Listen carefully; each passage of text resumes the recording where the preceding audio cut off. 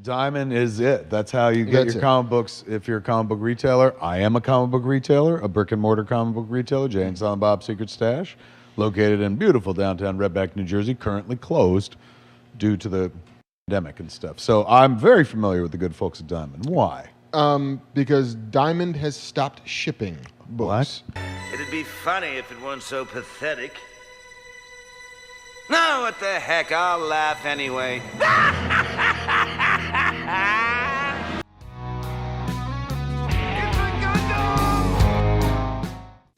The Western comic book industry, what was once a mighty medium with amazing characters and crazy levels of storytelling and creativity, is now a shallow husk of its former glory. It's barely able to keep downwind of manga, which is sprinting off into the distance, collecting all the monies. But the comic book industry isn't as fleet-footed as it once was. In fact, it's about as athletic as an asthmatic hen named Gordon. The comic book industry has been turning for the worse ever since, I'd say, the early 2000s or the 2010s. And it's only gotten progressively worse. With the popularity of the MCU movies, longtime fans were attacked on Twitter for being bigoted and toxic, sexist, ists and phobes. Every buzzword to belittle you, besmirch your character, you filthy, rotten man babies. Comic books are now for everyone, Twitter cheered. But riddle me this, Batman. If comic books are for everyone, then why doesn't everyone buy them?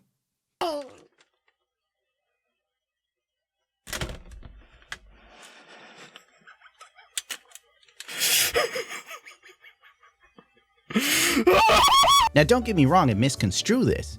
Comic books have always been for everyone. It's been one of the few mediums throughout history that was, in my opinion, inclusive and open to anyone who was interested in them. But the core fan base of the comic book industry has always been young men to early adulthood men. And the supporters of the now failing industry that's on life support is being propped up on the shoulders of middle-aged men, at best. Because the younger generation doesn't really care about the comic book industry. Let's face it, it's not supreme. The children are waiting for the drips. And the people on Twitter don't give a rat's ass about comics unless it's an issue that panders to some sort of idealism. You know, taking long-term established characters and making them gay or trans, bisexual. But as they say in a gay community, Call that buy now, gay later. Oh, yeah. When you're like in 10th grade and you're like, I'm bi. oh my god, the cat takes a fart and it sounds like a whoopee cushion. Longtime comic book fans were fleeing the medium like rats from the sinking ship that the comic book industry now is. The never-ending sanctimonious pandering to the non-existent audience is self-defeating. Case in point, diversity hires. They pick people who put out books that are quickly forgotten.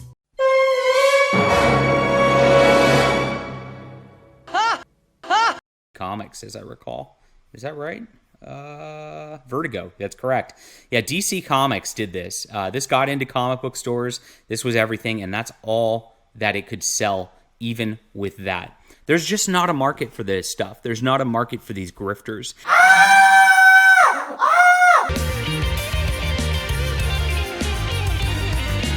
I'm sorry to break this to you, but Captain America is a social justice warrior. Really, Queen? No. Now let's be real here. I'm not saying that comic books didn't have a message, because they did. The genius of the old guard was this: they never beat you over the head with the message that they were trying to convey to you. Nor was it the focus of the book itself. Everything was about the characters and the stories, not political posturing or agenda pushing.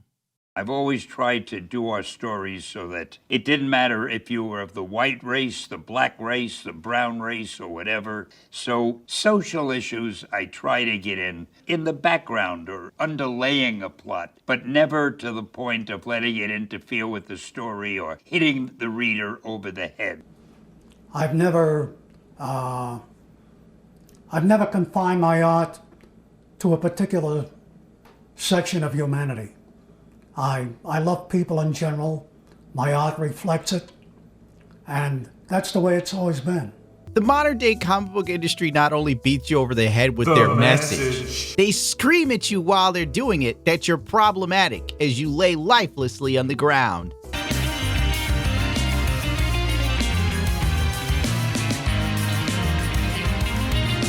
Make Kate Bishop gay, you cowards! Ooh. Arcane's fandom is made by gays and for the gays. Oh my God! You go girl! V and Caitlin's queer romance has helped form a truly special fandom around Arcane because gay and straight people suck. Can I have more representation now, Mommy? Vidiella? Is that her name? Her X-Men comic run comes to mind. You have a bargain bin ripoff of established X-Men characters, Children of the Atom, where it's just basically a fan fiction where the X-Men have sidekicks and some of them are gay or something, and they're like TikTokers and all this other crap. It's like the most garbage thing ever. Oh, you also have the X-Men that are eco-terrorists. I like saw one clip where I guess some bags were left in the ocean and I think a dolphin died. So then like some mutants went to like a store and just killed a guy randomly. You have gay Superman protesting global warming. The one dude who could do something about global warming would rather protest with his Asian boyfriend. Sounds like a gay thing to do to me. So basically it is on brand. Wait a minute. There's no plan B.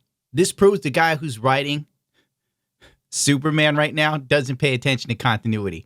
I guess he's never heard of Crisis on Infinite Earths. Flashpoint. There's only one. There's no plan B.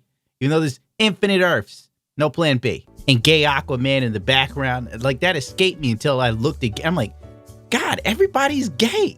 I don't know. I'm just saying, judging from reality, the active gay community that's on Twitter isn't super. It's just super obnoxious. So if you count being obnoxious as superpower, then yeah, I guess it makes sense. Uh-oh, he's a bigot. Oh, Vidiella. I can't even say her last name. But Vidiella also did like Nubia and the Amazons. It basically retcons the whole Amazon island in DC Comics because Nubia is trans. And it's like, you know, no men can set foot on Themyscira. And even if you look at the... We're not going too far into this because in one version of like Themyscira, Themysciran women go to the world of man and bring back orphan children that are girls, I think women sometimes. And in a more recent change, a couple years back in the reimagining, like if you died in our world and you're a woman, you'd be reborn on Themyscira through some magic wishing well. So like how this one comes out trans is beyond me. Wait. All of you! Daddy, chill. What the hell is even that? Dear ladies and gentlemen, we come to the part of the program which is always my favorite because it means something. This video is sponsored by Keeps because YouTube hates me. Another day, another loss of those beautiful head hairs. You used to look like George Michael from Wham! Now, where there once was evergreen forest, it has fallen victim to the deforestation known as male pattern baldness. Life is cruel, but it's not as cruel as your ex-wife. Did you know 2 out of 3 men will experience some form of male pattern baldness by the time they're 35? The best way to prevent hair loss is to do something while you still have hair left. This isn't reassuring. With Keeps, a licensed doctor will review your information online and recommend the right hair loss treatment plan for you. Then your treatment is shipped to you directly every 3 months. Keeps treatment typically takes between 4 to 6 months to start seeing results. So it's important to act fast. The sooner you start using Keeps, the more your hair can be saved. Head to keeps.com/Gundam to get 50% off your first order of Keeps for hair loss treatment.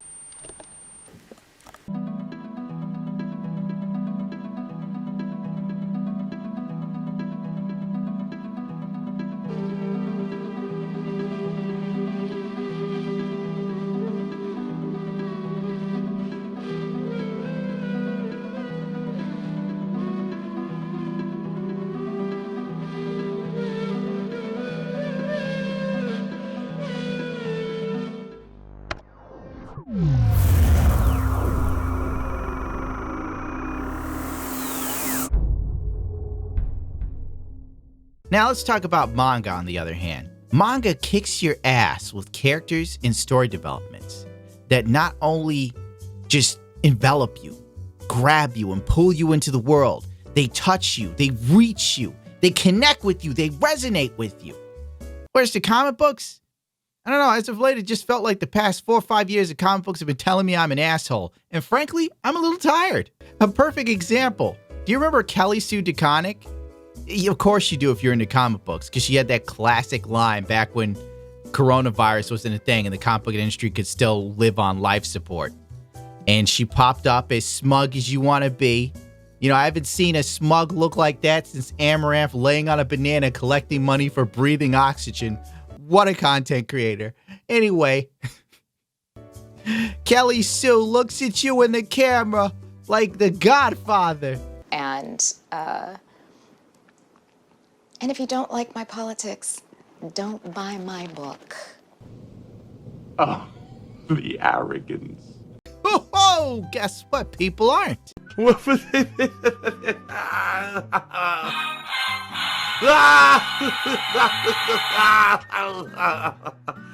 Now, you flash forward to recent times, and there's a video of her floating around talking about how she's worried about the comic book industry. Well, you wouldn't have to be worried if you didn't piss on everyone's face. Tend to be pretty optimistic, but in this one, I'm worried. I'm straight worried. Why?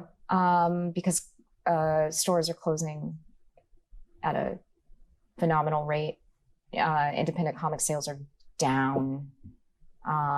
Mainstream comic sales are down, except for the top 3 or 5 books are up, and everything in the mid list is way down. Numbers that used to be numbers that would get you canceled are now like, no, that's a hit.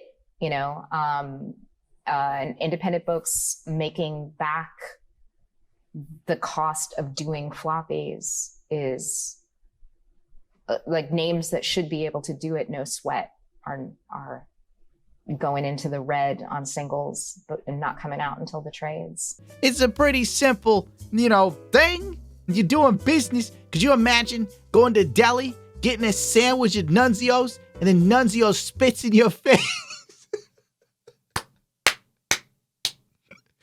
then nobody goes back to Nunzio's because he's spitting in people's face. And then as they're taking away his business, he's like, I'm worried about how I'm going to make a living. From don't buy my book to I'm worried how the mighty have fallen.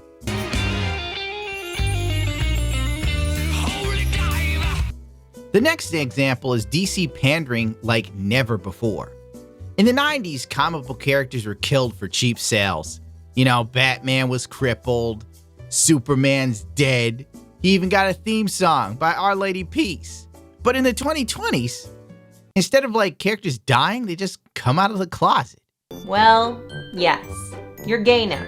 That's how it works, Mary. It's kind of like Teen Wolf, only you're slowly gonna turn into Rip Taylor. So, I guess I'll see you at Pride, homo. I was reading one article where Tim Drake couldn't come out as bisexual because of the criminals of Gotham and being Robin? What? I was like, what? I don't understand. I'd really love to kiss a guy, but damn it, the Joker keeps escaping Arkham Asylum. It wasn't enough to take the original Superman and have him go off to space to go fight some other crap and his son inherits being Superman. But then they also made him bisexual, but honestly, bi in a comic book is pretty much gay in this day and age. Case in point, Harley Quinn, who was originally a cartoon character made for the Batman animated series of the 90s, but was so beloved by the fan base she actually became DC canon.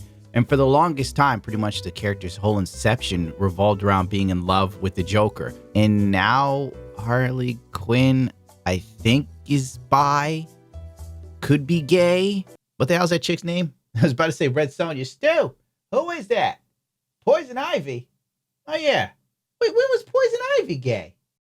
And then you find out that now the friendship that her and Poison Ivy had where they're best friends now makes them gay and they're getting married because today's standards of 2 women are friends. Then everybody wants them to be lesbian lovers because everything's weird now. It makes absolutely no sense. Nobody can have a platonic relationship anymore. You're either gay or you're not, and you don't matter unless you're gay. Let's not forget the stories that were making the rounds right after the Superman character came out as gay. Of course, Pink News picked up on it on November 2nd and ran with it.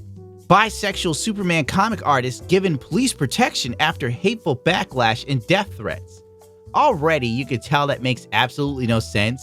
You telling me that the artist of Superman needs a police escort everywhere he goes? In LA? That's weird. What no one bothered to check was the fact that the dude who is behind the bisexual Superman arc, by the way, the writing for it is actually terrible if you bothered to look into it. He lives in Australia, not LA. Of course, outlets ran with the story because today's LGBTQ makes everything their stonewall. You misgendered me. This is an act of hate. Words are violence. No, it's not. Violence is violence. I know what violence is. I was beaten up routinely and called a homosexual. I've been a victim of more gay hate crimes than most gay people today in America. And it's a damn shame how the gay community treats me. I mean, the long and the short of it is, words aren't violence.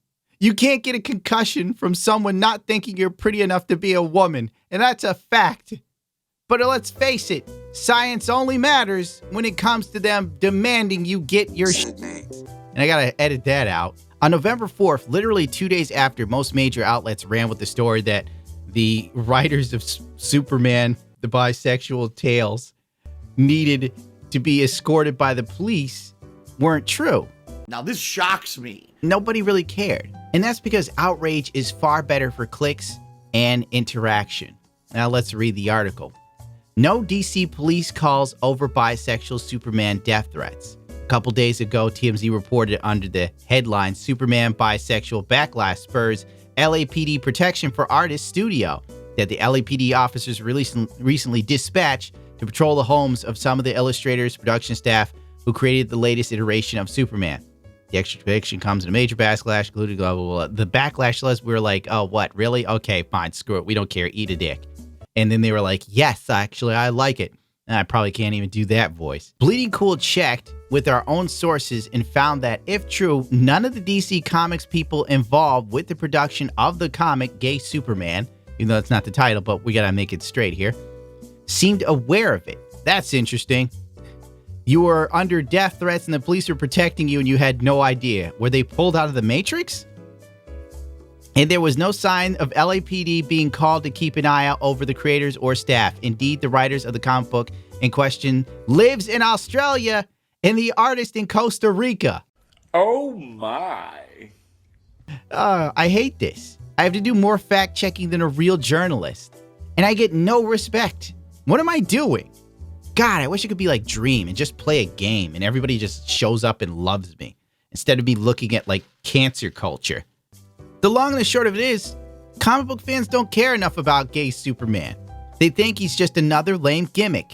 And they're right. Collectors will buy the comics and then resell them for the inevitable future retconning of this storyline and arc. But seriously, it's probably the only interest one would have. That would probably be the only reason why I consider buying it.